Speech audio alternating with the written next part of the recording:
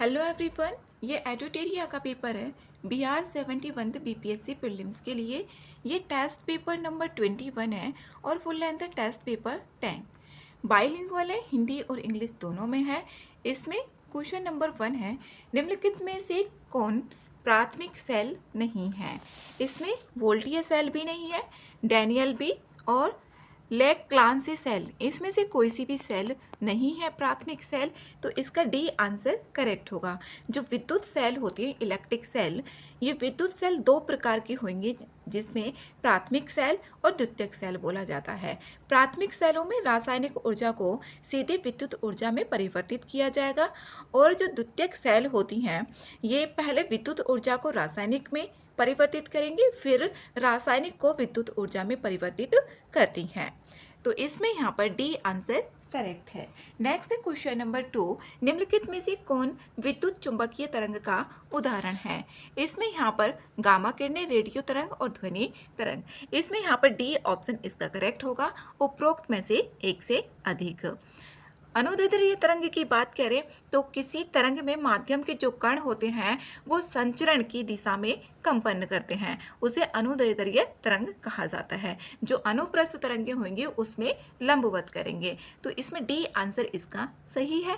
Next है 3, prism के माध्यम से श्वेत प्रकाश का वर्ण विक्षेपण होता है, क्योंकि विभिन्न रंगों का तरंग दैर्ध्य इसमें अलग अलग होता है। सी आंसर इसमें सही है। जो बैंगनी रंग होता है उसका सबसे कम तरंग दैर्ध्य होता है, जो वेवलेंथ होता है, जिसको डिनोट करते हैं लैम्डा से। तो विबग्योर, यहाँ पर VIBGYOR।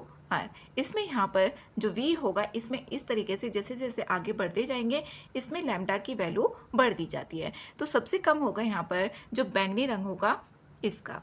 नेक्स्ट है क्वेश्चन नंबर 4, 80 डिग्री सेंटीग्रेड का मान फ़ारेनहाइट स्केल में क्या होगा। इसमें होगा 176।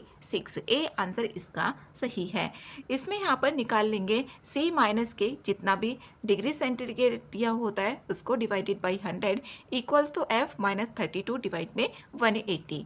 इससे निकालने पर यहाँ पर आएगा 176 फ़ारेनहाइट। ए आंसर करेक्ट है। नेक्स्ट है 5, निम्नलिखित में से कौन पूर्ण आंतरिक परावर्तन का उदाहरण इसमें नहीं है। इसमें पूर्ण आंतरिक परावर्तन का उदाहरण कौन सा नहीं है। तारे को टिमटिमाते हुए दिखाई देना, ये पूर्ण आंतरिक परावर्तन का उदाहरण नहीं है। डी आंसर इसमें सही है।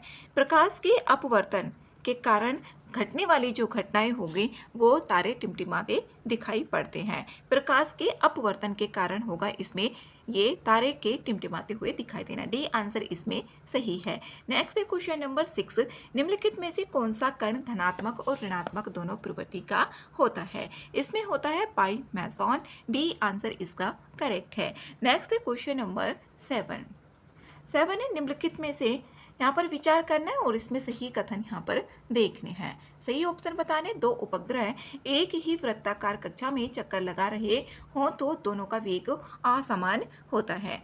इसमें पहला कथन यहाँ पर गलत है। अगर दो उपग्रह हैं वो एक ही वृत्ताकार कक्षा में चक्कर लगा रहे हैं तो दोनों का वेग असमान नहीं होगा। इसमें यहाँ पर दोनों का वेग समान होगा।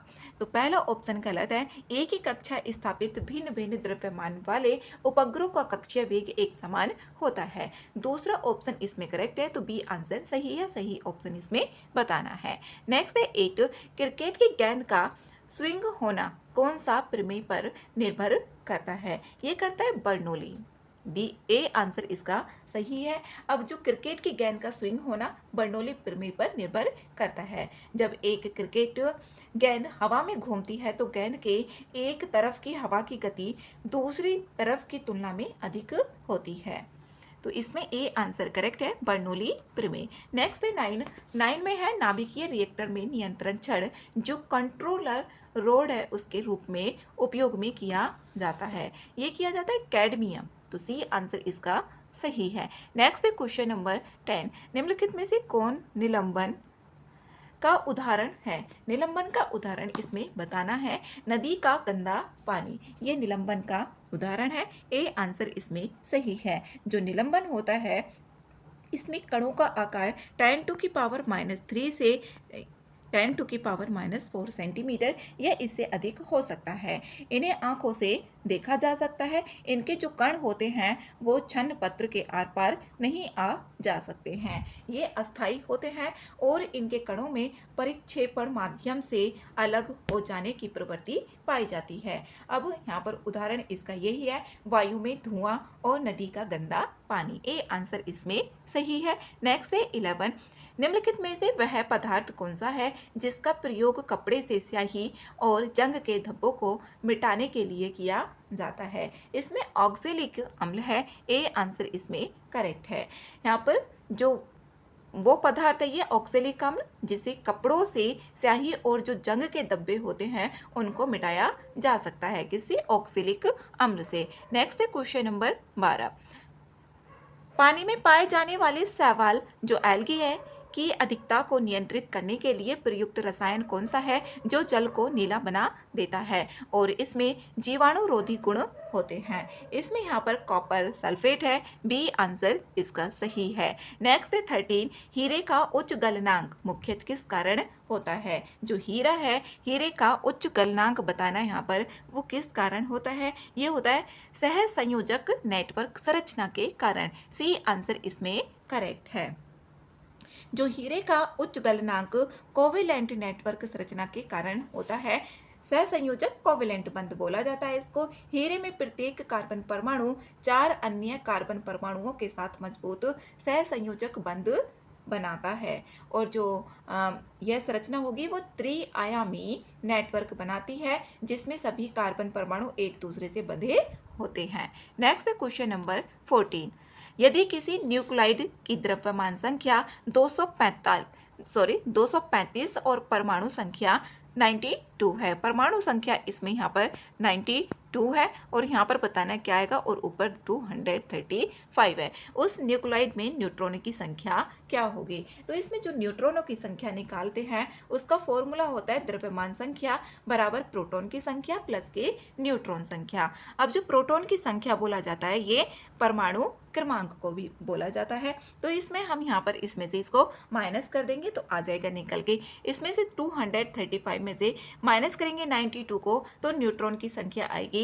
143। ए आंसर इसका सही है। नेक्स्ट 15, प्राकृतिक रबर जो आइसोप्रीन का पॉलीमर है उसमें कौन सा संरचनात्मक विन्यास होता है जिसे वह लोचदार होता है? इसमें यहाँ पर सी ऑप्शन इसमें करेक्ट है। Cis 1 four polyisoprene. C answer सही है। नेक्स्ट 16, निम्नलिखित में से किस ग्रीन हाउस गैस की ग्लोबल वार्मिंग पोटेंशियल GWP सबसे अधिक है? इसमें है यहाँ पर हेक्सा फ्लोरोएथेन C2F6। तो हेक्सा फ्लोरे ये डी में आ रहा है। डी आंसर इसका करेक्ट है। नेक्स्ट है 17, नाइट्रस ऑक्साइड जो लाफिंग गैस इसको बोला जाता है को चिकित्सीय रूप से प्रयोग में लाने का मुख्य कारण क्या है? इसमें यहाँ पर नाइट्रस ऑक्साइड को बोला जाता है लाफिंग गैस। चिकित्सीय रूप से प्रयोग में लाने का मुख्य कारण है यह नशीला प्रभाव देता है और दर्द से राहत देता है। तो सी आंसर इसमें सही है। नेक्स्ट है 18, किसी तत्व की संयोजकता की गणना की जाती है। जो किसी तत्व की संयोजकता की गणना की जाती है ये परमाणु के बाह्यतम कोष, जो परमाणु होगी परमाणु के बाह्यतम कोष, जैसे कि यहाँ पर 2 होता है फिर 8 होता है फिर यहाँ पर 18 होते हैं फिर 32, इस तरीके से आता जाता है। ये जो परमाणु के बाह्यतम कोष में स्थित इलेक्ट्रॉनों की संख्या के आधार पर जो भी संयोजकता होगी वो निकाली जाती है। जैसे कि लिथियम होता है, लिथियम आता है 3 पर, इसका जो परमाणु क्रमांक होता है तो पहली जो इसमें कक्षा होगी जो ऑर्बिट होगी उसमें 2 इलेक्ट्रॉन रह सकते हैं, इसमें यहाँ पर बाकी का 1 बच गया तो इसकी जो संयोजकता होगी वो लिथियम की प्लस के 1 आए।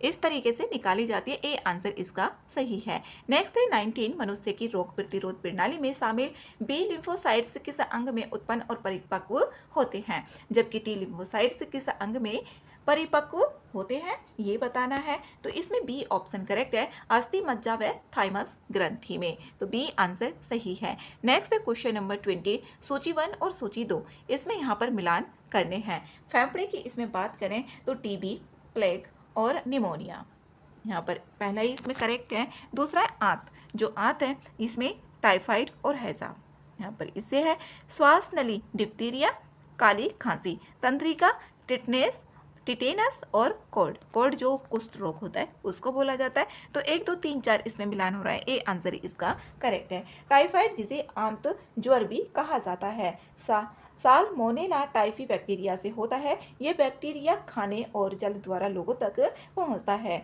और इससे जो प्रभावित अंग है वो आंत है। नेक्स्ट है क्वेश्चन नंबर 21 है थायरॉक्सिन हार्मोन की कमी से कौन सा रोग होता है? इसमें ग्वाइटर थायराइड होता है, बी आंसर करेक्ट है। नेक्स्ट 22 निम्नलिखित में से कौन सा विटामिन जल में घुलनशील है? जल में घुलनशील जो विटामिन होते हैं बी, सी और बी होते हैं।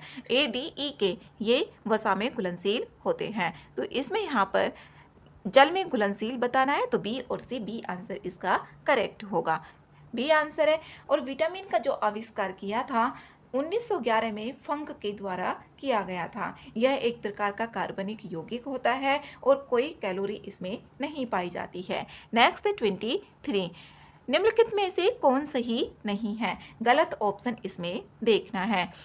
झूठा फल जो फॉल्स फ्रूट्स होते हैं फल के अंडाशय से नहीं बल्कि फूल या उत्तक के अन्य भाग से प्राप्त होते हैं, सही है।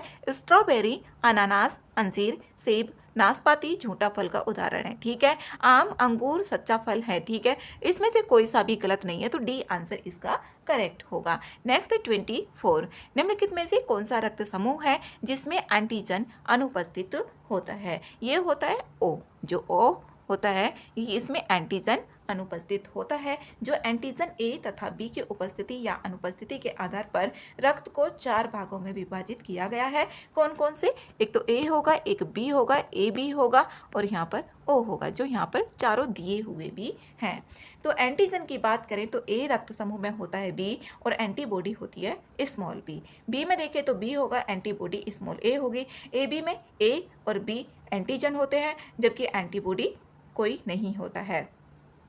और ओ में बात करें तो कोई नहीं होगी इसमें एंटीजन और एंटीबॉडी ए और बी होगी। नेक्स्ट है क्वेश्चन नंबर 25 निम्नलिखित में से कौन सा कथन अल्कोहलिक किण्वन प्रक्रिया के संदर्भ में सही है? इसमें यहाँ पर सी ऑप्शन करेक्ट है। यीस्ट द्वारा स्त्रावित जाइमेज एंजाइम ग्लूकोज को एथिल अल्कोहल और CO2 में परिवर्तित करता है, तो सी आंसर इसमें करेक्ट है। इसका यहाँ पर अल्कोहलिक किण्वन प्रक्रिया के संदर्भ में सही ऑप्शन देखना है। नेक्स्ट 26 मांसपेशियों में दर्द के उपचार में कौन सी विकिरण किरणों का उपयोग किया जाता है? इसमें अवरक्त किरणों का किया जाता है, सी आंसर इसमें करेक्ट है। मांसपेशियों में दर्द के उपचार में जो किरणों का उपयोग किया जाता है अवरक्त किरणों का उपयोग किया जाता है।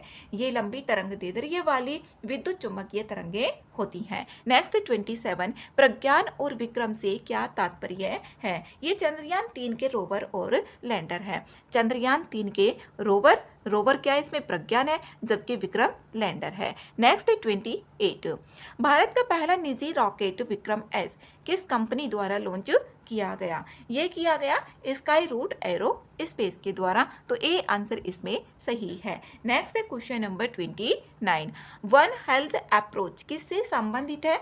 ये है मानव स्वास्थ्य, पशु स्वास्थ्य और पर्यावरण स्वास्थ्य, सी आंसर इसमें करेक्ट है। नेक्स्ट है question number 30 India AI programme किस मंत्रालय से संबंधित है? ये है इलेक्ट्रॉनिक्स और IT मंत्रालय से संबंधित। मई 2025 में India AI independent business division India AI IBD को डिजिटल इंडिया कॉरपोरेशन के अंतर्गत MEIT द्वारा स्थापित किया गया था, जिससे आर्टिफिशियल इंटेलिजेंस के क्षेत्र में भारत को वैश्विक प्रतिस्पर्धा में मदद मिल सके। ये आर्टिफिशियल इंटेलिजेंस के क्षेत्र में, तो इसमें इसका आंसर होगा सी ऑप्शन इलेक्ट्रॉनिक्स और IT मंत्रालय। नेक्स्ट है यहाँ से अब रीजनिंग के क्वेश्चंस स्टार्ट है, रीजनिंग और मैथ्स के 10 क्वेश्चंस आते हैं। इसमें 31 है ए और बी दो निश्चित बिंदु हैं जो 5 सेंटीमीटर की दूरी पर हैं। यहाँ पर दो बिंदु हैं ए और बी जो 5 सेंटीमीटर की दूरी पर हैं। CAB पर एक बिंदु है। यहाँ पर जैसे कि हमने सपोज किया ये ए हो गया यहाँ पर और ये बी हो गया, ये बी है इसमें यहाँ पर, और इसमें सी बिंदु है ए बी पर। तो ए सी 3 सेंटीमीटर है। ए सी तो कितना दे दिया, यहाँ पर हमने सपोज कर लिया सी, तो ए सी 3 सेंटीमीटर है, ए सी इतना है। फिर बोला है यहाँ पर ए सी की लंबाई 6% बढ़ा दी जाए तो सी बी की लंबाई में कितनी कमी आएगी। अब ए सी की लंबाई में हम 6% बढ़ा रहे हैं, तो पहले तो यहाँ पर 3 थी, अब इसमें 6% बढ़ा दी तो 106 हो गया, 106 और डिवाइडेड बाई 100। अब इसमें ऊपर के मल्टीप्लाई करेंगे और 100 का डिवाइड करेंगे तो यहाँ पर आएगा 3.18 सेंटीमीटर, ये आया। अब ए बी की जो है यहाँ पर, ए बी की यहाँ पर बोला है 5 सेंटीमीटर, ये ए बी की 5 सेंटीमीटर बोला है, जो ए बी था पूरा ए और बी, ये पूरी 5 सेंटीमीटर बोला गया है। तो यहाँ पर सी बी की हम निकाल लेंगे, सी बी की कितनी आ जाएगी, यहाँ पर 5 माइनस के 3.18, अभी जो हमने डिस्टेंस निकाली थी ए सी की लंबाई, तो इसमें से हम माइनस करेंगे तो 1.82 सेंटीमीटर आएगा। अब कितने की कमी आएगी वो निकालना है इसमें। यहाँ पर कमी निकालेंगे तो कमी निकालने के लिए इसमें से जो नीचे होगा 5 माइनस के 3, 5 माइनस 3, क्योंकि इसमें यहाँ पर ए बी की तो 5 है और 3 जो है ये ए सी की है, इसमें से माइनस करेंगे। और यहाँ पर 2 माइनस के, यहाँ पर कितनी होगी ये 2 माइनस 1.82, क्योंकि 5 में से 3 गया तो 2, अब 2 में से माइनस कर देंगे 1.82, तो इसमें यहाँ पर ऊपर आएगा 0.18 और डिवाइडेड बाई 2। अब इससे इसको करेंगे और यहाँ पर मल्टीप्लाई करेंगे 100 की, कितने प्रतिशत की पूछ रहा है, तो यहाँ पर आएगा 0.9 आएगा ये, और इसमें मल्टीप्लाई करेंगे 0.09। अब इसमें 100 की मल्टीप्लाई करेंगे तो 9% की इसमें कमी आएगी। सी आंसर इसका सही है। नेक्स्ट है क्वेश्चन नंबर 32 है, इसमें पैटर्न को ध्यान पूर्वक पढ़ना है और लुप्त जो संख्या है वो ज्ञात करनी है। इसमें यहाँ पर देखें जैसे कि 2 है, इसमें यहाँ पर 2, 3 और 4 दिया हुआ है यहाँ पर। अभी इसमें देखना है 90 अंदर वाले लेकर आना है, तो 2 इंटू 1 करके देखें, प्लस 3 में 2 की करें तो 3 2 जा 6 और 4 2 जा 8, 3 इंटू 2 प्लस के 4 इंटू यहाँ पर आ गया 3, तो ये 2 हुआ, प्लस के 6 हो गया और प्लस के यहाँ पर आया 4 3 जा 12। अब इसमें देखें यहाँ पर 19 आता है या नहीं आता। इसमें यहाँ पर 4 इंटू 2, अगर यहाँ पर इससे तो नहीं आ रहा, यहाँ पर 18 बैठ रहा है। इसमें देखिए 2 इंटू 1 हो गया, प्लस 4 इंटू 2 हो गया, प्लस 3 इंटू 3, इससे करके देखते हैं कि आता है। यहाँ पर अंदर वाला नहीं आता, तो 2 हो गया, प्लस के यहाँ पर 8 हो गया और प्लस के यहाँ पर 9 हो गया। 9 और 8 17, 17 और 2 19, इससे आ गया। इसमें 1 की मल्टीप्लाई करी, इसमें 2 की करी और इसमें 3 की करी। इसी तरीके से अगली इसमें देखना है तो 5 की करेंगे, 5 में करेंगे 1 की, प्लस 6 में करेंगे यहाँ पर 2 की, प्लस 7 में करेंगे यहाँ पर 3 की, तो इसमें 5 आएगा, प्लस के 6 2 जा 12 और प्लस के 21। अब 12 और 5 17, 17 और 21 यहाँ पर होते हैं 38। तो ठीक है, ये सीरीज ही बन रही है। इसी तरीके से थर्ड जो फिगर दिया हुआ है इसमें भी करेंगे, तो 11 में करेंगे 1 की, प्लस 14 में करेंगे यहाँ पर 2 की और प्लस 9 में करेंगे 3 की, तो इसमें जो बनेगा यहाँ पर ये 11 हो गया और प्लस के 28 और प्लस के 9 3 जा 27। इसको जब ऐड करेंगे, ऐड करने के बाद आएगा 66, तो सी आंसर इसका करेक्ट है। नेक्स्ट है 33। एक बैग में 2 रुपये, 5 रुपये और 10 रुपये के सिक्कों के मूल्य वर्ग में 785 हैं। इसमें मूल्य वर्ग में कितने रुपये, 785 हैं। सिक्कों का अनुपात इसमें कितना है, 6 9 और 10। बैग में 5 रुपये के कितने सिक्के होंगे ये बताना है इसमें। अब यहाँ पर 2 रुपये का, 2 का इससे होगा, 5 का इसके और 10 का 10 है, तो यहाँ पर इसमें यही इसकी मल्टीप्लाई करनी होगी और रेशो को हटाने के लिए कोई भी इसमें जोड़ लेते हैं, जैसे कि x का या k। तो 6 2 जा इसका किया तो 12 हो गया, 12x प्लस के 9 5 जा 45x हो गया, प्लस के 10 10 जा 100x और इक्वल्स टू कितने 785, इतने रुपए का दे दिया। इसको यहाँ पर इधर प्लस करेंगे तो आएगा यहाँ पर 157। इसको यहाँ पर ऐड किया तो ये आया 157x और इक्वल्स टू 785। इसमें यहाँ पर डिवाइड करेंगे, डिवाइड करने पर यहाँ पर जब 157 से 785 को डिवाइड कर रहे हैं 157 से, तो ये टेबल में आता है 5। जब इसमें 5 की मल्टीप्लाई करेंगे तो यही आएगा। तो x की जो वैल्यू आई यहाँ पर 5 आई। अब x की वैल्यू निकल गई, अब आसान है। अब हमें निकालना है 5 रुपये के, ₹5 के 5 दूसरे नंबर पर आ रहा है मतलब कि 9, तो ये हो जाएगा 9x।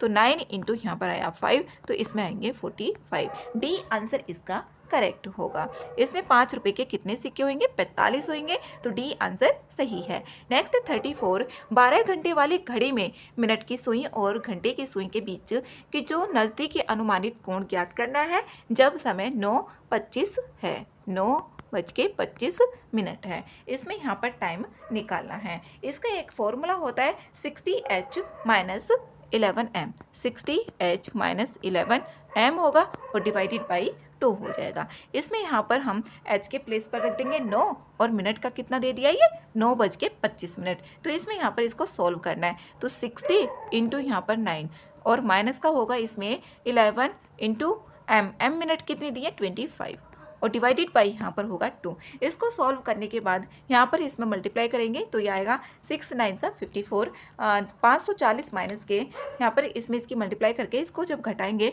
तो 265 आएगा। 265 और डिवाइडेड बाई 2 करेंगे तो इसमें 13 और यहाँ पर 132, इसमें 132.5 डिग्री आएगा। तो यहाँ पर अब इसके नज़दीकी देखना है, यहाँ पर इसमें बोला भी है नज़दीकी जो अनुमानित कोण होगा वो ज्ञात करना है। तो ये 130 के करीब करीब आ रहा है, तो सी आंसर इसमें करेक्ट होगा। इसका यही फॉर्मूला होता है 60h-11m डिवाइडेड बाई 2, जिसमें यहाँ पर एक तो आवर्स कितने घंटे हैं और मिनट दे दी गई हों, तो सी आंसर इसमें सही है। नेक्स्ट 35, यदि प्रोपल्सन शब्द से पहले और छठे अक्षर के स्थान को परस्पर बदल दिया जाए और एवं इसी प्रकार दूसरे और सातवें अक्षर के स्थान को भी परस्पर बदल दिया जाता है, तो इसी प्रकार के आगे पुनर्व्यवस्था के बाद कौन सा अक्षर दाएं छोर से 5वां होगा, इसमें ये बताना है। इसमें बस बदल के देखना है, तो इसमें जो आएगा वो पी आएगा। ए आंसर इसमें करेक्ट होगा।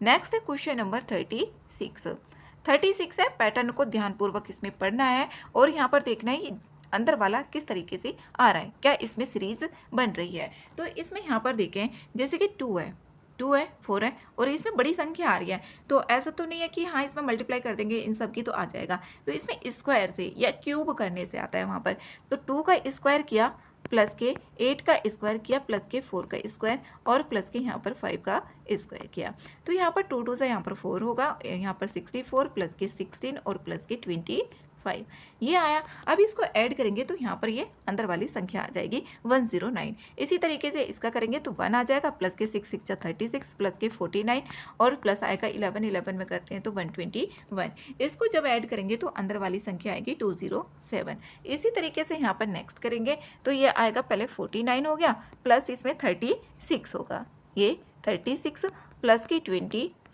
और प्लस आएगा 81। अब इसको यहाँ पर ऐड करेंगे तो ये आएगा ऐड करके 191। सी आंसर इसमें करेक्ट है। नेक्स्ट 37, एक लड़के की तस्वीर की और इशारा करते हुए सोमेश ने कहा, एक लड़का है, यहाँ पर एक लड़का है, एक लड़के की तस्वीर की ओर इशारा करते हुए कोई सोमेश है। सोमेश ने कहा, वह मेरी माँ के इकलौते बेटे का बेटा है। मेरी माँ मतलब कि इसका भाई, मेरी माँ के बेटे के इकलौते बेटे का बेटा है। सोमेश का उस लड़के से क्या रिलेशन होगा? पिता का ही होगा, क्योंकि सोमेश तो अपनी माँ का इकलौता बेटा हुआ, क्योंकि यहाँ पर इकलौते बेटे का बताया हुआ है, तो इसका बेटा ही होगा, तो सोमेश जो होगा उस लड़के का पिता होगा। तो इसमें यहाँ पर डी आंसर करेक्ट होगा, डी आंसर इसका सही है। नेक्स्ट है क्वेश्चन नंबर 38 में यहाँ पर 7 की पावर 95 माइनस 3 की पावर 58, इसका इकाई अंक यहाँ पर देखना है। इकाई अंक इसमें कितना होगा? अब 7 की पावर 95 है, 7 की पावर 95 को हम देखेंगे इसमें, तो इकाई अंक क्या आएगा? 7 की पावर इसमें यहाँ पर 7 की पावर 4 और यहाँ पर 23 किया और इंटू 7 की पावर यहाँ पर 3 का लिया, क्योंकि यहाँ पर वही आ जाएंगे 95 आ जाएंगे इसके पावर्स, तो इकाई अंक जो होगा इसमें 3 आएगा। इसका इकाई अंक जो होगा 3 होगा, क्योंकि 7 की पावर 4 है ना, इसमें रिपीट हो जाता है जो भी प्रोसेस होता है इसका।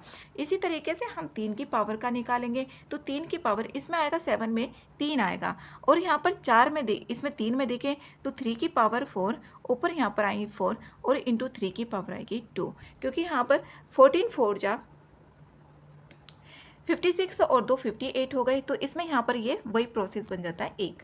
तो यहाँ पर 3 की पावर 2, तो इसमें आया 9, इसमें 9 आया। तो अब यहाँ पर देखेंगे 3 माइनस के 9, इसमें यहाँ पर जो 7 की पावर का आया था इसमें तो आया था 3, और इसका जो आएगा ये 9 आया। तो 3 में से हम माइनस करेंगे 9, 3 में से 9 करेंगे माइनस। तो अब जो ये आती है ना पावर, तो इसको यहाँ पर पहले 10 में ऐड कर लेते हैं और माइनस के 9, तो इसमें जो आएगा 4 आएगा। तो 13 में से 9 गया तो 4 बचेगा, तो बी आंसर इसका करेक्ट है। रिमाइंडर थ्योरम से ये होता है। नेक्स्ट है 39। जया और शंकर एक उत्तरमुखी घर से निकले और क्रम से बाएं और दाएं मुड़े। ये है यहाँ पर, इसमें यहाँ पर जय है और शंकर। यहाँ पर हमने मान लिया ये जो जय है ये तो बाएं तरफ, तो बाएं तरफ इधर ही होगा। यहाँ पर ये इसको जय हो गया, यहाँ पर ये इधर जा रहा है बाएं तरफ, और यहाँ पर दूसरा है शंकर, वो इधर की साइड जा रहा है, ये इधर जा रहा है। यहाँ पर निकले और मुड़े 20 मीटर, ये तो 20 मीटर चला और ये 30 मीटर चला, ये बोला हुआ है। फिर कह रहा है फिर वे बाएं ओर ये मुड़ते हैं 15 मीटर, फिर बाएं ओर मुड़ा, ये बायां मुड़ा तो ये चला कितना 15, और यहाँ पर ये कितना चला, यहाँ पर ये चला 20 मीटर, ये है। फिर उसके बाद यहाँ पर कह रहा है इसके बाद वह बायां मुड़ जाता है, ये ऐसे मुड़ गया तो यहाँ पर चल रहा है ये 20, यहाँ पर ये, और ये जो चला है ये चल रहा है 10 मीटर, इस तरीके से। फिर उसके बाद यहाँ पर 30 मीटर दायां मुड़ जाता है, दायां मुड़ने के बाद ये चला 30 मीटर, और ये जो चला है यहाँ पर 25 मीटर चला है, ये 25 चला है। फिर उसके बाद यहाँ पर 25 मीटर चला, अंत में वह बाएं 20 मीटर चला और रुक गया। यहाँ पर ये 20 मीटर चला और ये बाद में जाकर रुक भी जाता है, तो इससे मिल जाता है। अब यहाँ पर बताना है कि जय शंकर से कितनी दूर है।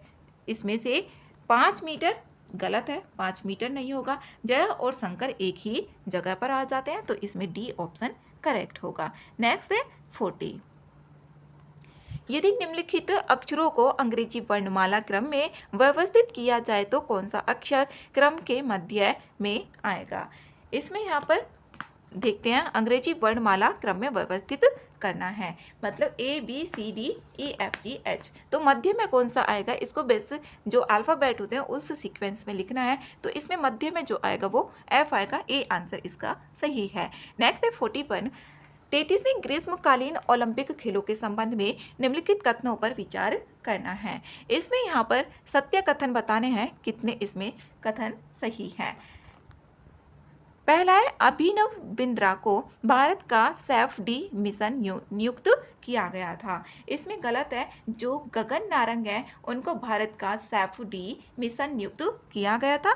नेक्स्ट है इसमें दूसरा ऑप्शन, भारतीय दल में 117 एथलीट थे तथा भारत ने 17 खेलों में भाग लिया। इसमें 117 ही थे, जिसमें से 70 पुरुष और 47 महिलाएं थीं। भारत ने 69 स्पर्धाओं में 16 खेलों में भाग लिया था, ना कि 17 में, तो 2 ऑप्शन तो इसमें गलत हो गए। मनु भाकर ओलंपिक में एक ही संस्करण में 2 पदक जीतने वाली भारत की एकमात्र एथलीट बनी। ठीक है, ये ऑप्शन, इसमें 2 पदक जीते इन्होंने मनु भाकर ने। इसमें यहाँ पर एक तो शूटिंग स्पर्धा में एक कांस्य पदक जीता, और यहाँ पर पिस्टल शूटिंग में हो गया, और यहाँ पर मिश्रित टीम जो 10 मीटर एयर पिस्टल, तो तीसरा ऑप्शन ओनली करेक्ट है, तो एक ही इसमें सही होगा, ए आंसर सही है। नेक्स्ट है 42। वर्ष 2025 का G7 शिखर सम्मेलन जो 51वां कनाडा के किस स्थान पर आयोजित किया गया। ये किया गया कनाडा इस में, तो ए आंसर इसमें सही है। नेक्स्ट है 43। ब्रिक्स का पूर्ण सदस्य बनने वाला सबसे नया सदस्य देश कौन बना है। इसमें इंडोनेशिया बना है, ये 6 जनवरी 2024 को इसकी घोषणा की गई थी। अब ब्रिक्स में 10 देश पूर्ण सदस्य शामिल हैं, तो इसका आंसर यहाँ पर बी करेक्ट है। 10 सदस्य कौन कौन से हैं इसमें पूछा जा सकता है। ब्राज़ील, रूस, भारत, चीन, दक्षिण अफ्रीका, मिस्र, इथोपिया, ईरान, यूएई और इंडोनेशिया। जो सबसे नया सदस्य है वो है इंडोनेशिया। नेक्स्ट है 45, चाकोस द्वीप समूह विवाद की ऐतिहासिक पृष्ठभूमि के संदर्भ में सही कथन देखना है। यूके ने 1965 में चाकोस द्वीप समूह को मॉरिशस से अलग किया और British Indian ocean territory BIOT बनाया। दूसरा ऑप्शन है मॉरिशस को 1968 में स्वतंत्रता मिली, लेकिन चाकोस द्वीप यूके के नियंत्रण में रहा। ठीक है, दूसरा ऑप्शन भी डिएगो गार्सिया में USA तथा यूके द्वारा सैन्य अड्डा स्थापित करने के लिए चाकोस वासियों को जबरन विस्थापित किया गया। इसमें से सभी क्वेश्चंस सही है, सभी ऑप्शंस, तो डी आंसर इसका सही होगा। नेक्स्ट है क्वेश्चन नंबर 46, सेक्स वर्कर्स को maternity leave, pension, health insurance देने वाला पहला देश कौन बना? इसमें बेल्जियम बना है, सी आंसर इसका सही है। नेक्स्ट है 47, one nation one subscription ONOS योजना के संबंध में इसमें सही कथन बताने हैं। पहला ऑप्शन है यह योजना 1 फरवरी 2025 को शुरू किया गया। इसमें गलत है पहला ऑप्शन, इसे 1 जनवरी 2025 से संचालन शुरू किया गया। तो पहला ऑप्शन इसमें गलत है। दूसरा है इस योजना का उद्देश्य उच्च गुणवत्ता वाली शैक्षणिक सामग्री तक किफायती देशव्यापी पहुंच प्रदान करना है। दूसरा ऑप्शन इसमें सही है, तो बी ऑप्शन इसका करेक्ट होगा। नेक्स्ट है क्वेश्चन नंबर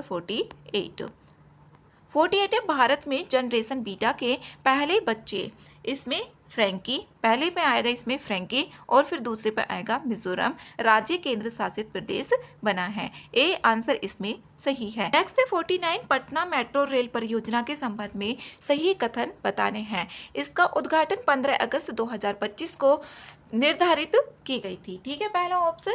दूसरा ऑप्शन है भारत सरकार ने पटना मेट्रो रेल परियोजना को 13 फरवरी 2019 को स्वीकृति दी थी। ठीक है, तीसरा ऑप्शन है 50% व्यय का वहन सुलभ ऋण के बारे बतौर जापान अंतर्राष्ट्रीय सहयोग अभिकरण जीका द्वारा किया गया। इसमें तीसरा ऑप्शन गलत है। ये यहाँ पर दो ऑप्शन इसमें सही है, पहला और दूसरा। तो इसमें यहाँ पर जो पटना मेट्रो रेल परियोजना है इसको भारत सरकार ने 13 फरवरी 2019 को मंजूरी प्रदान की। इस परियोजना के क्रियान्वयन के लिए पटना मेट्रो रेल निगम लिमिटेड नामक एक विशेष परियोजना कंपनी की भी स्थापना की गई। तो इसमें दो ऑप्शंस ठीक है, बी आंसर इसका करेक्ट होगा। नेक्स्ट है 50, light weight payment and settlement system LPSS किन परिस्थितियों में विशेष रूप से उपयोगी होगा? ये बी ऑप्शन इसमें करेक्ट है। प्राकृतिक आपदाओं, युद्ध और भू राजनीतिक संकट जैसी आपात स्थितियों में, तो बी आंसर इसमें सही है। नेक्स्ट है 51, भारत का पहला स्नातक माइनर कार्यक्रम क्वांटम प्रौद्योगिकी किसके सहयोग से शुरू किया गया है? ये किया गया है AICTE और राष्ट्रीय quantum mission NQM। A answer इसमें सही है। नेक्स्ट है 52, अंतर्राष्ट्रीय संपदा सूचकांक 2024 में भारत का स्थान कौन सा रहा? इसमें भारत का स्थान 42 2024 में अंतर्राष्ट्रीय बौद्धिक सूचकांक में जो संपदा सूचकांक है भारत का इसमें 42वां स्थान रहा। और भारत का स्कोर की बात करें तो 38.64 इसका स्कोर रहा। इसमें नेक्स्ट है क्वेश्चन नंबर 53, जर्मनी के 10वें चांसलर कौन बने हैं? फ्रेडरिक मर्ज बने हैं, सी आंसर इसमें सही है। भारत ने अब तक कितने voice of global south summit VOGSS का आयोजन वर्चुअल रूप से किया गया? ये किया गया इसमें 3, डी आंसर इसका करेक्ट है। भारत ने अब तक 3 वॉयस ऑफ ग्लोबल साउथ शिखर सम्मेलन की मेजबानी की है। 17 अगस्त 2024 को तीसरे वॉयस ऑफ ग्लोबल साउथ शिखर सम्मेलन की मेजबानी करेगा। तो 3 है इसमें, डी आंसर इसका सही है। नेक्स्ट है 55, मेरी पंचायत मोबाइल एप्लीकेशन को world summit on the information society WSIS prize 2025 champion award किस श्रेणी में मिला है? ये मिला है सांस्कृतिक विविधता और पहचान, भाषाई विविधता और स्थानीय कंटेंट में। बी आंसर इसमें सही है। नेक्स्ट है 56। आईआईटी कानपुर द्वारा विकसित अनालक्ष्य MSCS तकनीक किस क्षेत्र से संबंधित है? ये स्टील्थ तकनीक से संबंधित है। बी आंसर इसमें सही है। नेक्स्ट है क्वेश्चन नंबर 57। बायोमास उपग्रह मिशन किस अंतरिक्ष एजेंसी का एक उपग्रह मिशन है? ये यूरोपीय अंतरिक्ष एजेंसी का है, ESA। तो ए आंसर इसमें सही है। बायोमास उपग्रह मिशन ये यूरोपियन स्पेस एजेंसी का एक उपग्रह मिशन है। नेक्स्ट है 58। प्राकृतिक एवं जैविक किसान शिखर सम्मेलन 2024 का आयोजन कहाँ किया गया? ये तेलंगाना में किया गया। इसमें बी आंसर सही है। नेक्स्ट है 59। कौन सा राज्य ने अपने बजट में भविष्य विभाग की स्थापना करने वाला पहला राज्य बना है? ये हरियाणा बना है। तो ए आंसर इसमें सही है। हरियाणा सरकार 2025 के बजट में भविष्य विभाग की स्थापना करने वाला पहला राज्य बन गया है और इसका उद्देश्य राज्य को आगामी आर्थिक, तकनीकी एवं पर्यावरणीय चुनौतियों के लिए तैयार करना है। अब नेक्स्ट है 60। कैली फंड किससे संबंधित है? कैली फंड का बताना है ये डिजिटल सीक्वेंस इंफॉर्मेशन DSI से उत्पन्न लाभों के न्याय संगत एवं समान साझाकरण के लिए वैश्विक तंत्र है। बी आंसर इसमें करेक्ट है। इंपॉर्टेंट है कैली फंड। नेक्स्ट है क्वेश्चन नंबर 61। सौर्य वैदनम उत्सव 2025 कब आयोजित किया गया था? ये 7 से 8 मार्च 2025 को किया गया था। बी आंसर इसमें सही है। मोतीहारी जिला, ये बिहार के मोतीहारी जिले में मुख्यालय पूर्वी चंपारण बिहार में आयोजित किया गया और भारत के रक्षा मंत्रालय द्वारा किया गया। इस उत्सव का मुख्य उद्देश्य भारतीय सशस्त्र बलों की शक्ति, शौर्य और आधुनिक रक्षा क्षमताओं को जनता के सामने प्रदर्शित करना है। नेक्स्ट है क्वेश्चन नंबर 62।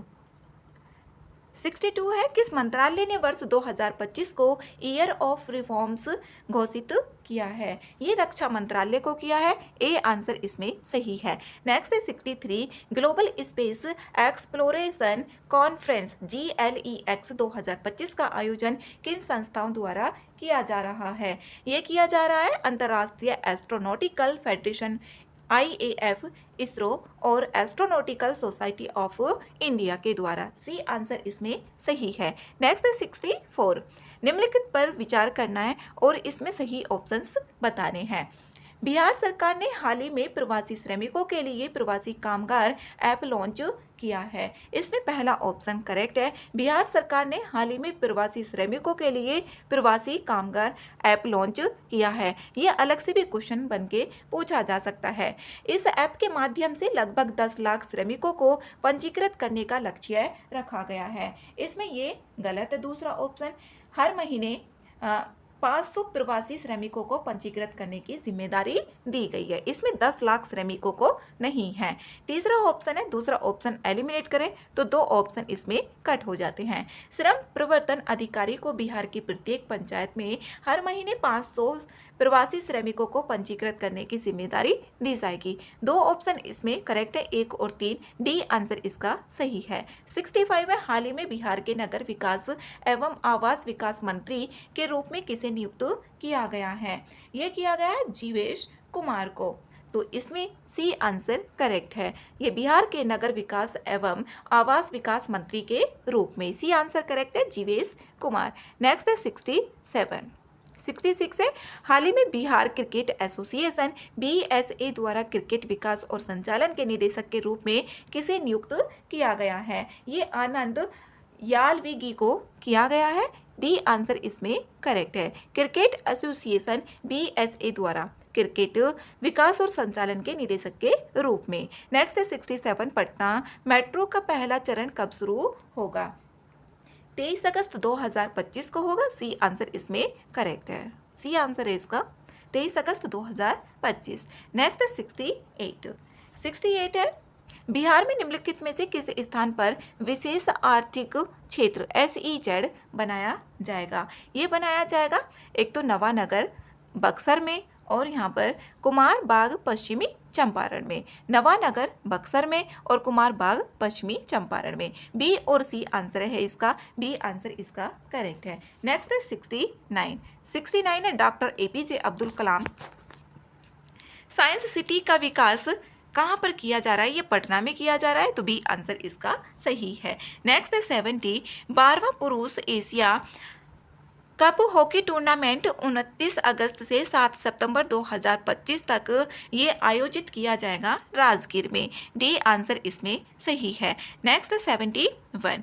71 है सम्राट अशोक के निम्नलिखित अभिलेखों में से किसमें दक्षिण भारतीय राज्यों का उल्लेख हुआ है? ये हुआ द्वितीय वृहद शिलालेख में। द्वितीय वृहद शिलालेख ए ऑप्शन इसका करेक्ट है। नेक्स्ट 72। सोंद्रानंद और बुद्धचरित तथा सारिपुत्र प्रकरण नामक ग्रंथों के रचनाकार किस शासक के आश्रित राजकवि थे? ये थे कनिष्क के। सी आंसर इसमें सही है। नेक्स्ट है 73। निम्नलिखित कथनों पर विचार करना है और इसमें सही ऑप्शन बताने हैं। गांधार कला शैली भारतीय तथा फारसी कला का एक संश्लेषण है। इसमें पहला ऑप्शन गलत है। जो गांधार कला शैली है भारतीय तथा यूनानी कला का एक संश्लेषण था, ना कि भारतीय और फारसी का। दूसरा ऑप्शन है गांधार कला में सदैव हरितशिस्त चट्टान का प्रयोग मूर्तियों को बनाने के लिए किया जाता था। ओनली दूसरा ऑप्शन करेक्ट है, बी आंसर इसका सही है। 74 इसमें सूची 1 और सूची 2 दी गई है। इसमें चंद्रगुप्त द्वितीय इनकी बात करें तो विक्रमादित्य से संबंधित, और अशोक महान ये प्रियदर्शी, इनको प्रियदर्शी बोला जाता था। समुद्रगुप्त को परक्रमांक, यहाँ पर डी चौथा ऑप्शन, और स्कंदगुप्त यहाँ पर क्रमादित्य। तो 2 इसका जो आंसर होगा 2 1 4 3, सी आंसर इसका करेक्ट है। नेक्स्ट 75। निम्नलिखित युग्मों में से कौन सा एक भारतीय षड दर्शन का भाग नहीं है? इसमें लोकायत और कपालिक भाग नहीं है, तो इसका जो आंसर होगा डी ऑप्शन करेक्ट होगा। ये भारतीय षड दर्शन का भाग नहीं है, लोकायत और कपालिक। नेक्स्ट है क्वेश्चन नंबर 76। 76 है चीनी लेखक भारत का उल्लेख नाम से करते थे, यिन तो बी आंसर इसमें करेक्ट है। ये PYQs में भी पूछा गया है। नेक्स्ट 77 कथन एक और कारण आर दिया गया है, और इसमें यहाँ पर देखने कौन सा ऑप्शन सही है। दिल्ली सल्तनत के अंतर्गत खिलजी वंश के शासन की स्थापना खिलजी क्रांति के नाम से प्रसिद्ध हुई। इसमें ठीक है पहला ऑप्शन। दूसरा है खिलजी वंश के शासन की स्थापना से तुर्की अमीर वर्ग का सत्ता पर एकाधिकार समाप्त हो गया। इसमें कारण भी ठीक है। इसमें ए और आर दोनों ठीक है, और इसकी व्याख्या भी हो रही है। ए आंसर इसका करेक्ट है। नेक्स्ट 78। 78 है 1802 ईस्वी की जो बसीन की संधि किनके बीच में संपन्न हुई थी? ये हुई थी बाजीराव द्वितीय और अंग्रेजों के बीच में 1802 में। तो इसमें जो आंसर होगा बाजीराव द्वितीय और अंग्रेज, बी आंसर इसमें करेक्ट है। नेक्स्ट 79 मुगल सम्राट अकबर द्वारा लिए गए निम्नलिखित निर्णयों पर विचार करना है, और इसमें सही कालानुक्रम भी देखना है। पहला इसमें तीर्थ यात्रा करके समाप्ति, इसमें बात करें दास प्रथा की समाप्ति की गई थी पहले, तीसरा होगा। फिर उसके बाद यहाँ पर तीर्थ यात्रा कर होती थी उसकी समाप्ति की गई थी। फिर उसके बाद यहाँ पर जजिया कर की समाप्ति की गई थी 4, और फिर उसके बाद 2 बच जाता है। ये अकबर के द्वारा जो निर्णय पर विचार किया गया था उसका कालानुक्रम है 3 1 4 2, 3 1 4 2 सी में आ रहा है, तो इसका जो आंसर होगा सी करेक्ट होगा। नेक्स्ट है क्वेश्चन नंबर 80। निम्नलिखित में से कौन सी रचना मध्यकालीन संत तुलसीदास की नहीं है? इसमें साहित्य रत्न नहीं है। जो मध्यकालीन संत तुलसीदास मुगल सम्राट अकबर के समकालीन थे। इसमें पूछा जाता है कि जो तुलसीदास हैं वो सम्राट अकबर के समकालीन थे या नहीं थे। उनके द्वारा रचित 12 ग्रंथ प्रसिद्ध हैं, जिसमें 5 बड़े तथा 7 छोटे ग्रंथ हैं। तो यहाँ पर इसमें साहित्य रत्न इनकी नहीं है, डी आंसर इसमें करेक्ट है। नेक्स्ट है क्वेश्चन नंबर 81। इसमें कथन और कारण दिया हुआ है। इसमें 22 दिसंबर 1939 को मुस्लिम लीग ने मुक्ति दिवस के रूप में मनाया था। ठीक है, पहला ऑप्शन 22 दिसंबर 1939 को मनाया था। नेक्स्ट दूसरा यहाँ पर कारण है, इस दिन कांग्रेस मंत्रिमंडल ने सामूहिक रूप से त्यागपत्र दे दिया था। ठीक है, दूसरा ऑप्शन भी इसमें ए और आर दोनों सही है और इसकी व्याख्या भी हो रही है, तो इसका यहाँ पर ए ऑप्शन करेक्ट होगा। नेक्स्ट है 82।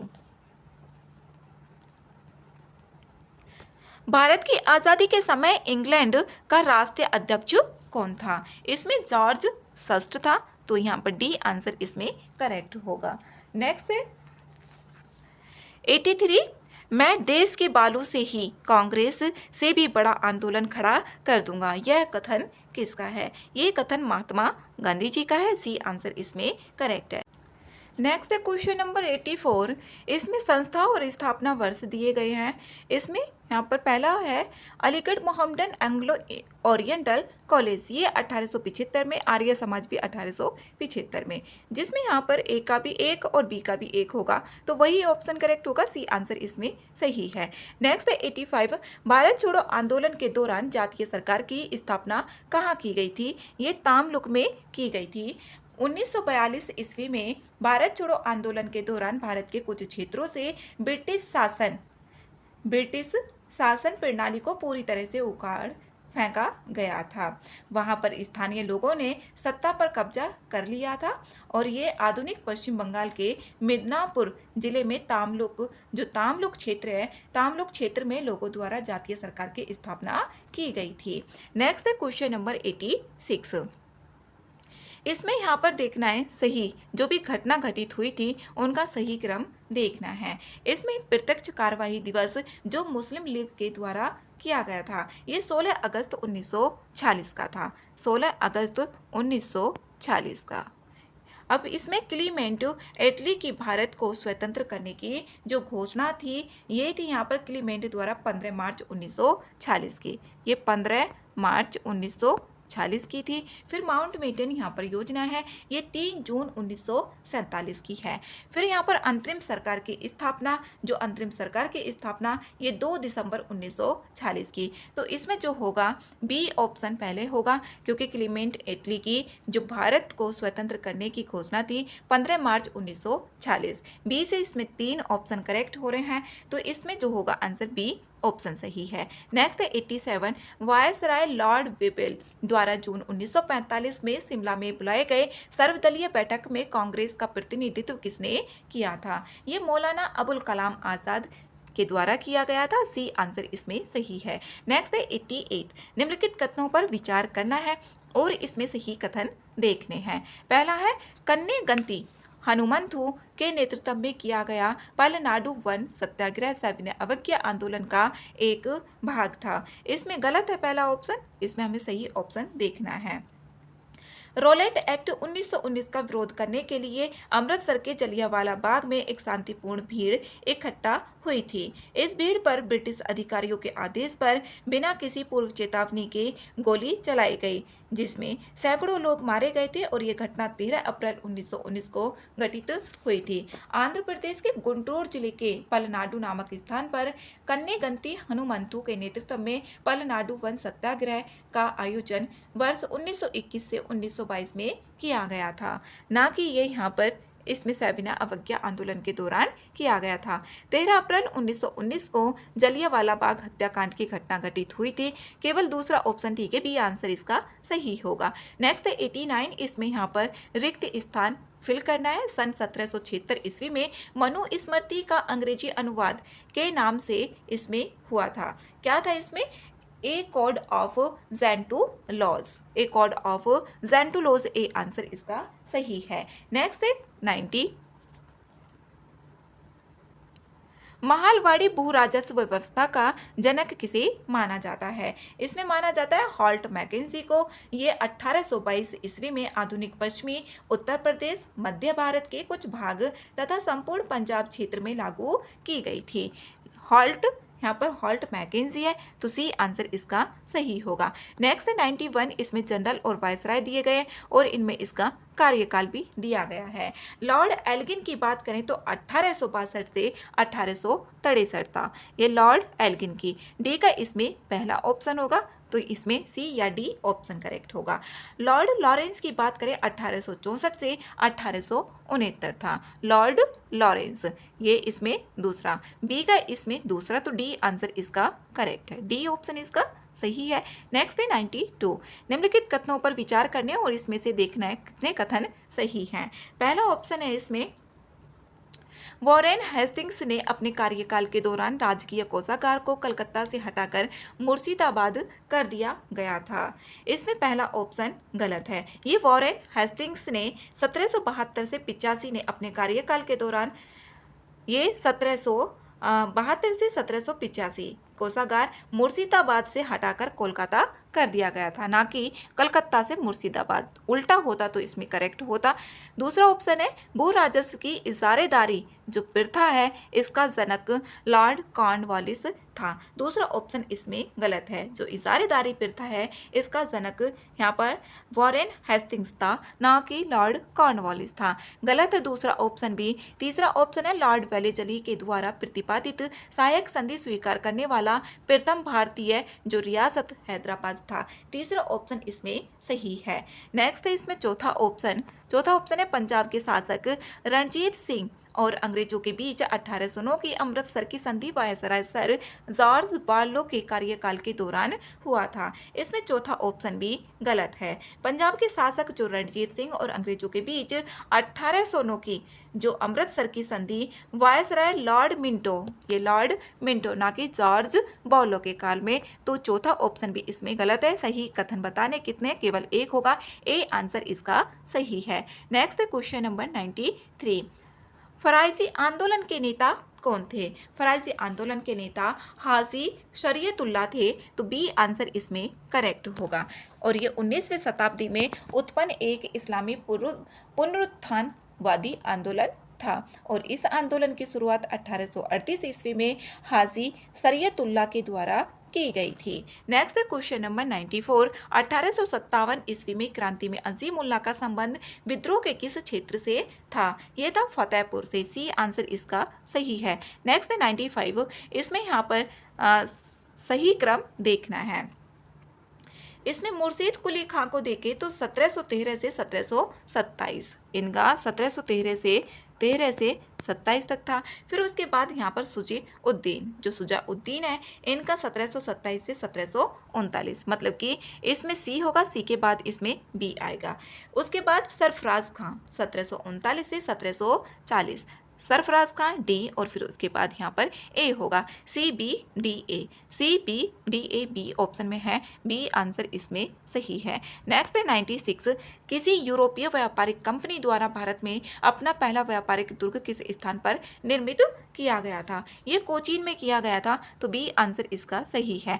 नेक्स्ट है 97, अंग्रेजों तथा सिखों के बीच हुए चिल्लियावाला के प्रसिद्ध युद्ध के समय भारत का गवर्नर जनरल इसमें कौन था? लॉर्ड डलहौजी था और इनका कार्यकाल था 1848 से 1856 ईस्वी तक, तो इसमें यहाँ पर डी ऑप्शन करेक्ट होगा, लॉर्ड डलहौजी। नेक्स्ट है 98, भू राजस्व की रैयतवाड़ी व्यवस्था के संदर्भ में इसमें सही कथन बताना है। इस व्यवस्था के अंतर्गत लगान सीधे किसानों द्वारा सरकार को दिया जाता है। ठीक है, पहला ऑप्शन, लगान निर्धारित करने के पूर्व भूमि का सर्वेक्षण और मूल्य निर्धारण किया जाता है, दूसरा भी ठीक है। तीसरा ऑप्शन है, सरकार द्वारा रैयतों को पट्टा दिया जाता था। तीनों ऑप्शन इसमें करेक्ट है, तो डी आंसर इसका सही है। नेक्स्ट है 99 है, न्यू लैम्पस फॉर ओल्ड शीर्षक से एक लेख श्रृंखला किन वर्षों के दौरान प्रकाशित किए गए थे? ये किए गए थे 1893 से 94 के दौरान।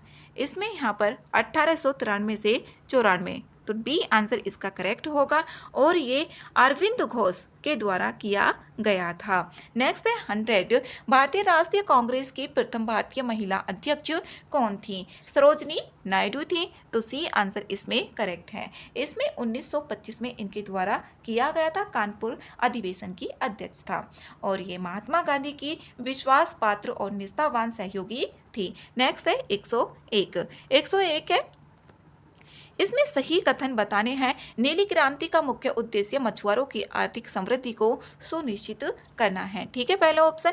नीली क्रांति के जनक डॉक्टर अरुण कृष्णन और डॉक्टर हीरालाल चौधरी थे। दूसरा ऑप्शन भी इसमें सही है। दोनों ऑप्शंस करेक्ट हैं, तो सी आंसर इसका सही होगा। नेक्स्ट है 102। निम्न में से किस औद्योगिक नीति प्रस्ताव वक्तव्य को भारत का आर्थिक संविधान या राज्य पूंजीवाद की गीता भी माना जाता है? ये माना जाता है 1956 का औद्योगिक नीति प्रस्ताव। 1956 का जो औद्योगिक नीति प्रस्ताव है, ये बी ऑप्शन इसका सही है। नेक्स्ट है 103। इसमें यहाँ पर देखना है कौन किस पैमाने सूत्र इसमें सही है, कौन कौन से ऑप्शन इसमें सही है ये बताना है। जो राष्ट्रीय आय है उसके 8 पैमाने या कुल योग होते हैं, जैसे कि जीडीपी। अब जीडीपी अब यहाँ पर फैक्टर कॉस्ट पे निकालते हैं, तो इसमें होती है जीडीपी एमपी पे, और माइनस के यहाँ पर जो होगा अप्रत्यक्ष कर और प्लस के सब्सिडी होता है। तो इसमें यहाँ पर फिर है जीडीपी, एक होता है जीडीपी पर मार्केट प्राइस पर, मूल्य बाजार पर सकल घरेलू उत्पाद। इसमें यहाँ पर ये है, तो इसमें जो होंगे ये 3 ऑप्शन से इसमें सही होंगे। सही ऑप्शन इसमें बताना है। एक ऑप्शन इसमें गलत होगा, एनएनपीएफसी, जो एनएनपी एमपी पर और एफसी पे, जो एनएनपीएफसी होता है ये होगा जीडीपी, यहाँ पर जीडीपी माइनस के मूल्य ह्रास और प्लस के यहाँ पर विदेश से शुद्ध कारक आय प्लस के प्रत्यक्ष कर होगा, और यहाँ पर प्लस प्रत्यक्ष कर। इसमें जो एनएनपीएफसी होगा इसमें प्लस प्रत्यक्ष कर नहीं होता, माइनस का अप्रत्यक्ष कर होगा और प्लस के सब्सिडी होगा। तो यही ऑप्शन इसमें गलत हो जाएगा, 3 ऑप्शन इसमें ठीक होंगे, तो सी आंसर इसका सही है। नेक्स्ट है यहाँ पर 104। गिनी गुणांक या गिनी अनुपात अर्थव्यवस्था में निम्नलिखित में से किस माप से संबंधित हो सकता है? इसमें यहाँ पर आय समानता, सी आंसर इसका करेक्ट है। नेक्स्ट है 105। निम्नलिखित कथनों पर विचार करना है और इसमें सही कथन भी देखना है। गोरवाला समिति की संतुष्टि के फलस्वरूप भारतीय स्टेट बैंक की स्थापना हुई थी। ठीक है, पहला इसमें स्टेटमेंट गोरवाला समिति की संतुष्टि पर हुई थी। ये एसबीआई की स्थापना भारतीय स्टेट बैंक की। 6 वाणिज्यिक बैंकों का राष्ट्रीयकरण 15 अप्रैल 1980 को हुआ था। ठीक है, दूसरा ऑप्शन भी इसमें 15 अप्रैल 1980 को ही हुआ था, जो 6 वाणिज्यिक बैंक है उनका राष्ट्रीयकरण। दोनों ऑप्शंस करेक्ट है, तो सी आंसर इसका सही होगा। नेक्स्ट है 106। निम्न उपायों में से कौन सा भारतीय भुगतान संतुलन स्थिति को सुधारने में इसमें सक्षम नहीं है? इसमें कौन सा सक्षम नहीं है वो बताना है। तो डी ऑप्शन इसमें करेक्ट होगा, निर्यातों पर अधिक कर लगाना। डी आंसर सही है। नेक्स्ट है 107। निम्नलिखित में से किस या किन परिस्थितियों में पूंजीगत लाभ हो सकता है? ये जब किसी उत्पाद के विक्रय में वृद्धि हो, तो इसमें जब वृद्धि होगी तो तब नहीं होगा। पहला ऑप्शन इसमें गलत है। इसमें पूंजीगत लाभ हमें बताना है जब किसी संपत्ति के मूल्य में प्राकृतिक वृद्धि हो। ठीक है, जब आप कोई रंग चित्र खरीदें और उसकी लोकप्रियता बढ़ने के कारण उसके मूल्य में वृद्धि हो। दूसरा और तीसरा ऑप्शन दोनों करेक्ट होंगे, तो बी आंसर इसका सही है। नेक्स्ट है 108। भारतीय रुपए की गिरावट रोकने के लिए निम्नलिखित में से कौन सा एक सरकार भारतीय रिजर्व बैंक द्वारा किया जाने वाला सर्वाधिक संभावित उपाय नहीं है? इसमें कौन सा संभावित उपाय नहीं है वो बताना है। एक प्रसंस्करणशील मौद्रिक नीति का अनुसरण करना। डी आंसर इसका सही है। नेक्स्ट है 109। योजना अवकाश की अवधि का इसमें संबंध है। योजना अवकाश ये 1966 से 1969 में 3 साल का इसमें यहाँ पर अवकाश था। इसमें कोई भी पंचवर्षीय योजना अस्तित्व में नहीं रही थी। 1966 से 1969 में, सी आंसर इसका सही है। नेक्स्ट है 110। इसमें यहाँ पर कालानुक्रम के अनुसार देखना है। प्रथम पंचवर्षीय योजना संसद में प्रस्तुत हुई थी।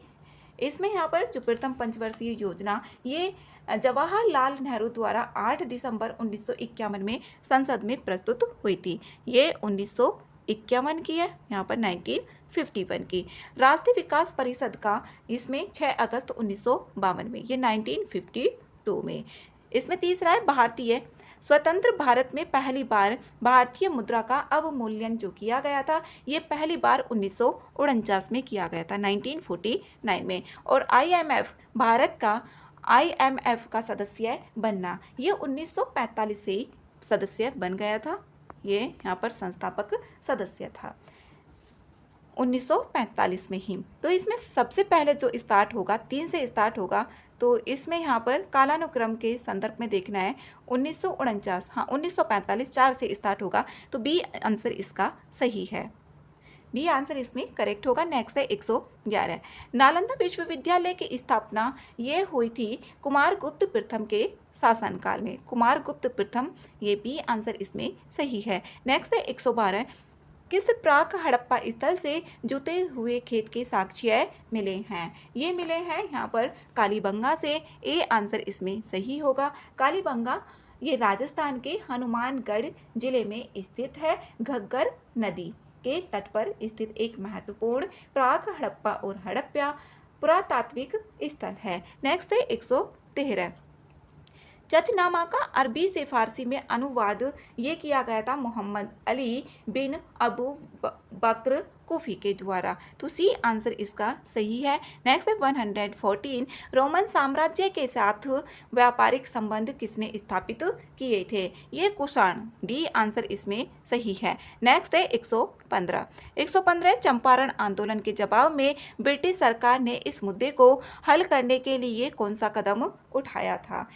इसमें चंपारण आंदोलन के जवाब में देखना है जो ब्रिटिश सरकार ने किस मुद्दे को हल करने के कदम में उठाया था। चंपारण कृषि समिति की स्थापना की, तो सी आंसर इसमें करेक्ट है। नेक्स्ट है 116 है, निम्नलिखित कथनों पर विचार करना है और इसमें सही कथन बताने हैं।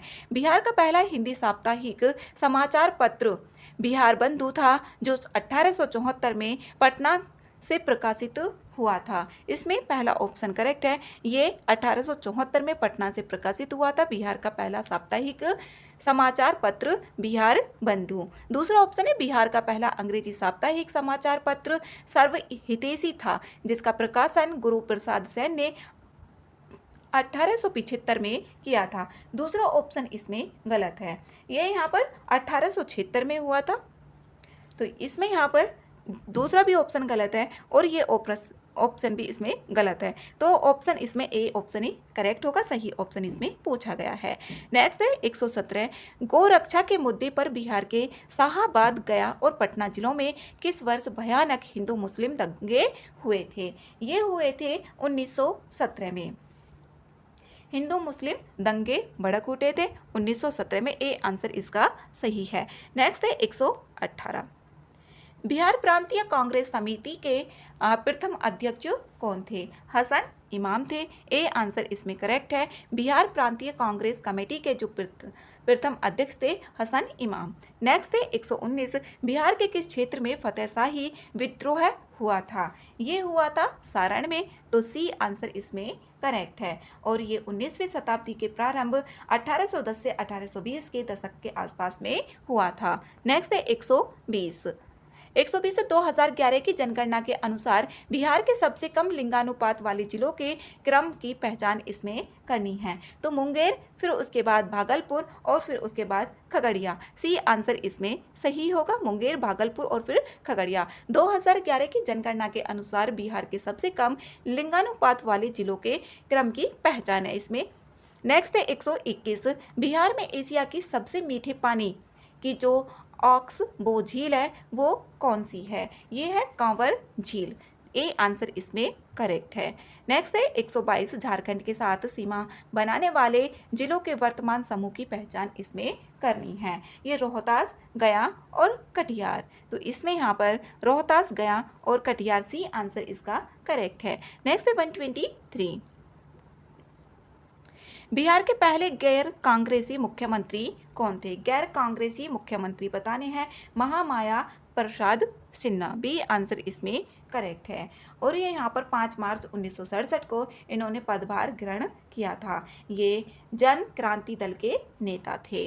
नेक्स्ट है 124 में वित्त वर्ष 2025-26 में अनुमानित बिहार का राजस्व अधिदेश कितना है? इसमें यहाँ पर 8,831.18 करोड़ रुपए। तो बी आंसर इसका सही है। नेक्स्ट है 125, बिहार आर्थिक सर्वेक्षण 2024-25 का क्रम है इसमें 19वां। तो इसमें यहाँ पर बी ऑप्शन करेक्ट है। नेक्स्ट है 126, 126 है भारत में गुलाबी क्रांति निम्नलिखित में से किससे संबंधित है? गुलाबी क्रांति प्याज या झींगा से संबंधित है। तो ए आंसर इसमें करेक्ट है। नेक्स्ट 127, कोपेन के जलवायु वर्गीकरण के अनुसार गंगा का मैदान पूर्वी राजस्थान एवं उत्तरी मध्य प्रदेश की जलवायु है। इसमें CWG है। तो डी आंसर इसका करेक्ट होगा। जो कोपेन के जलवायु वर्गीकरण के अनुसार गंगा का मैदान पूर्वी राजस्थान और उत्तरी मध्य प्रदेश की जलवायु CWG है। ये शुष्क सर्दियों के साथ मानसून बोला जाता है, इसको शुष्क सर्दियों के साथ मानसून। नेक्स्ट है 129, भारत में भू आकृतिक निर्माण के संबंध में इसमें विचार करना है और गलत ऑप्शन इसमें देखना है। संरचना की दृष्टि से मेघालय पठार दक्कन पठार का विस्तार दर्शाता है। ठीक है। एक सिंक्लिनोरियम संरचना के कारण कश्मीर घाटी का निर्माण हुआ था। ठीक है। गंगा के मैदान का निर्माण पूर्व गहराई में हुआ था। ठीक है। तीनों ऑप्शन इसमें करेक्ट हैं। चौथा ऑप्शन है हिमालय का निर्माण भारतीय प्लेट, यूरोपीय प्लेट और चीनी प्लेट के त्रिकोणीय अभिसरण के कारण हुआ था। ये ऑप्शन इसमें गलत है। जो हिमालय का निर्माण भारतीय प्लेट और यूरेशियन प्लेट के बीच टकराव के कारण हुआ था। चौथा ऑप्शन इसमें गलत है। केवल एक कथन इसमें गलत है। तो ए आंसर इसका सही है। नेक्स्ट है 130, मैनार आर्द्र भूमि किस भारतीय राज्य में स्थित है? जो मैनार आर्द्र भूमि है ये राजस्थान में स्थित है। तो सी आंसर इसका करेक्ट है। भारत की आर्द्र भूमि को वर्ष 2024-25 में रामसर कन्वेंशन में शामिल किया गया था और ये उदयपुर राजस्थान में स्थित है। इसे राजस्थान का पक्षी ग्राम भी कहा जाता है, मैनार आर्द्र भूमि को। नेक्स्ट 131, क्वीनरी चतुर्थक गतिविधियां मुख्यतः संबंधित होती हैं। ये उच्च स्तरीय निर्णय लेना और अनुसंधान से संबंधित होती हैं। सी आंसर इसका सही। नेक्स्ट 132, मुंबई पेट्रोकेमिकल उद्योग का केंद्र है। ठीक है, पहला ऑप्शन इसमें यहाँ पर सही कथन इसमें देखने हैं। सॉफ्टवेयर उद्योग ज्ञान आधारित उद्योगों को वर्गीकृत करता है। ठीक है, दूसरा ऑप्शन भी।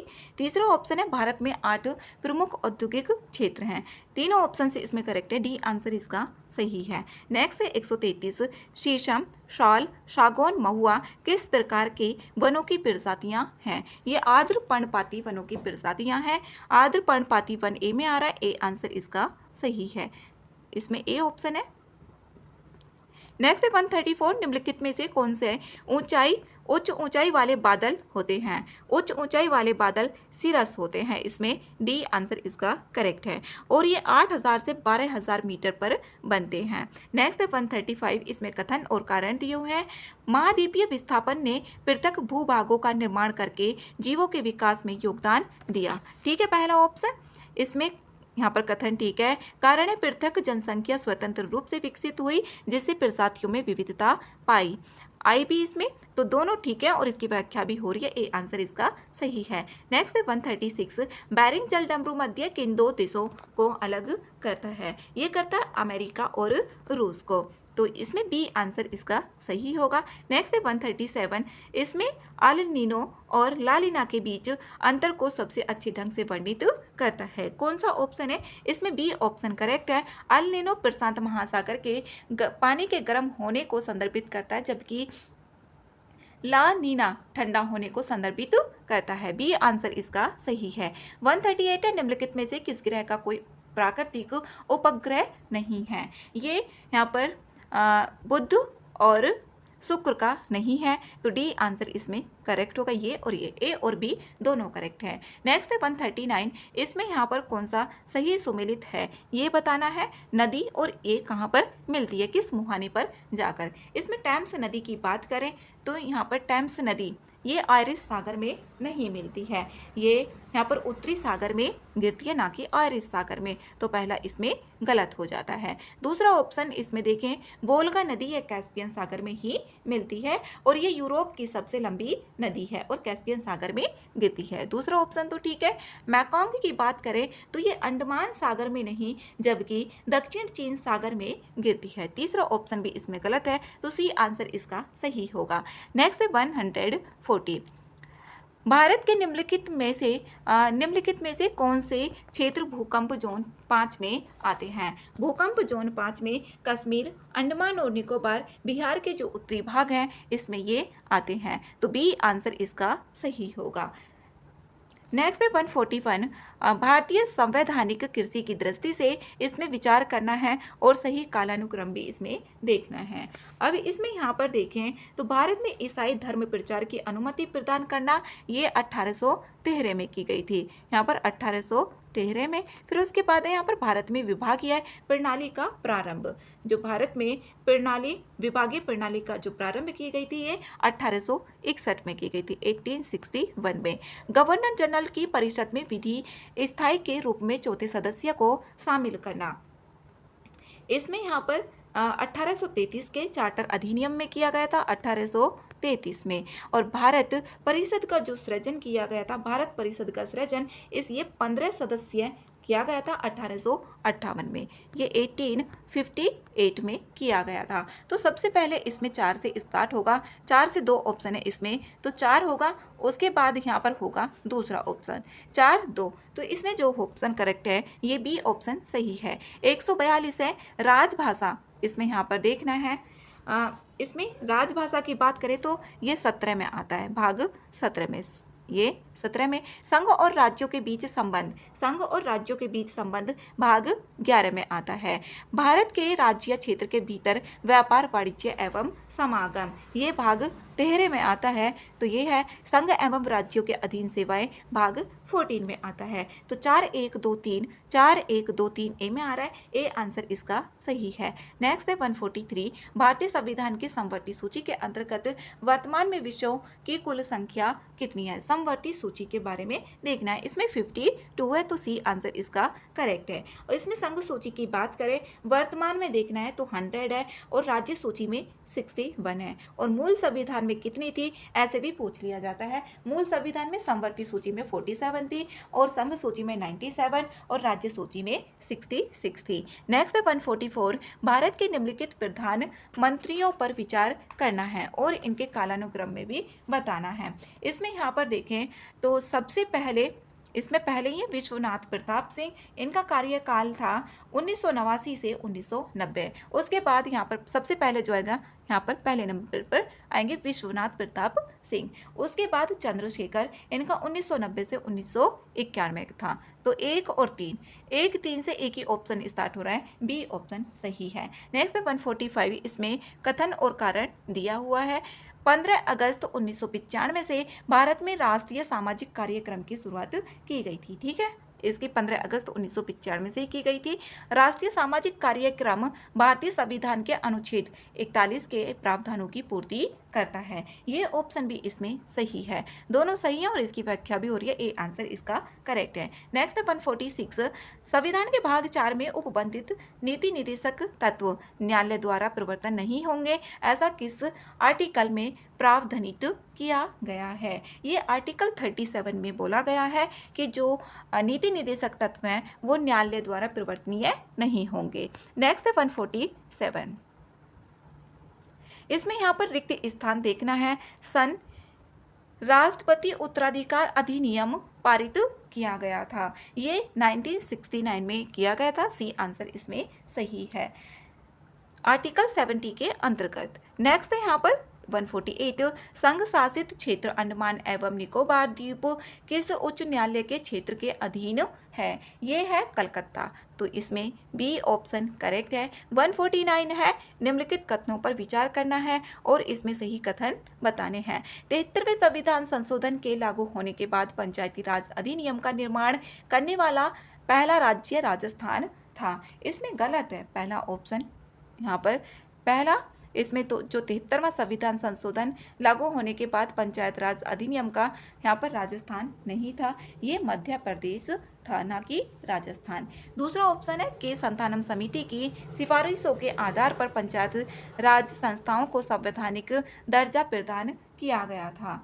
इसमें यहाँ पर 1986 में जो गठित LM सिंघवी समिति की सिफारिशों के आधार पर 73वें संविधान संशोधन 1992 के आधार पर दिया गया था, ना कि संथानम समिति के आधार पर। दूसरा ऑप्शन भी इसमें गलत है, तो सही ऑप्शन डी होगा, ना तो एक नहीं दो। नेक्स्ट है 150। भारतीय संविधान के आर्टिकल 108 के अंतर्गत लोकसभा और राज्यसभा की संयुक्त बैठक की अध्यक्षता कौन करता है? इसमें लोकसभा अध्यक्ष करते हैं, सी आंसर इसका सही होगा।